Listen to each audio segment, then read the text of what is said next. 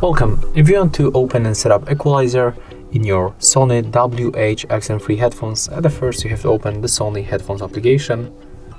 Next you have to simply move for sound. And when you are here, we can scroll and the equalizer we can find in this place. As you can see, we got few custom options. Of course, we have to switch from the equalizer, from the sound quality.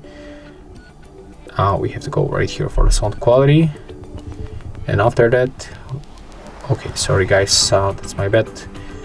We have to go for this stable connection, and after that, we are able to set up the equalizer. So we have to go here and pick the priority on the stable connection.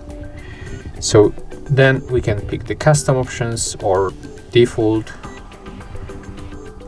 like vocal, bright, excite. You can also customize them by tapping on the settings icon, and you can change this sliders just like that. You can boost bass,